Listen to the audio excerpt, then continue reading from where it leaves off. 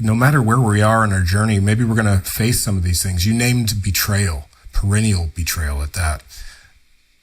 What is a way that someone who feels betrayed can find the path through that? What did you find? Ultimately, it was recognizing what it was, the feeling, the emotion, the blockage, the repression internally, and then feeling more gratitude for the fact that that feeling that I lived with for a long time actually was helping me. It was there trying to protect me. And then being able to come to the present, see who I was today as opposed to who I was whenever I formed that feeling, and being able to let it go. And I can walk us through this path. I think this could be, in more detail. I think it could be useful for younger people listening. I guess it's of any age, but Absolutely. Especially if you come from a background, if we're talking about some sacred sons here, if you come from a background where you don't have a good support system, and that doesn't mean that you're, a lot of people hear that and they think that means you're unloved. That's not always the case. I experience conditional love, but you can have a good, family that's doing their best, that you're not experiencing trauma, et cetera, et cetera. It doesn't mean that just because they were providing for you, either financially or emotionally in some cases, that they had the adequate toolkit to still show you the world in the way that you needed to thrive and to feel safe, to feel confident within yourself, and to feel like you had some clarity and also an ability to trust home base, your home, and also the uncertainty of life and the unknown. And that, of course, gets into attachment theory and so on. But, for me, and I was going to say one other thing is that generally what that does is that forms a type of hyper-independence. So whenever we're in a situation whenever we're growing up and we feel like we aren't being shown the world, we realize that we have to be the ones to start doing that for ourselves. And while that becomes a kind of a superpower in a certain way, it also becomes something. It's like, in a lot of, superhero books, like comic books, their power also is like slowly killing them, and it's that's the metaphor. I mean, that's why they hold the contrast of being human or non-human and holding the superpower. Totally.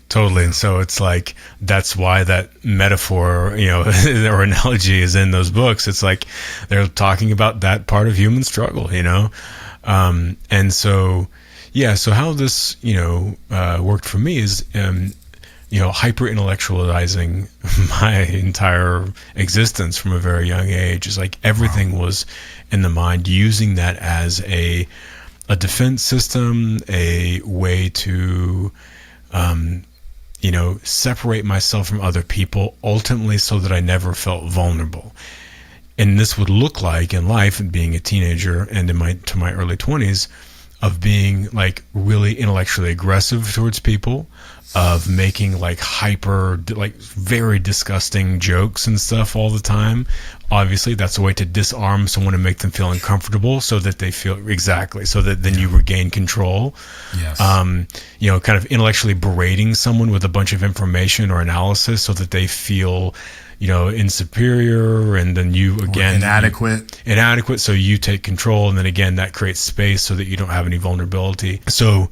Yeah, I mean, I did, I wasn't like I could be very sarcastic, of course. I wasn't really an asshole per se, but I was just I probably could be, but I was very, very, constantly trying to intellectually dominate every situation for that reason.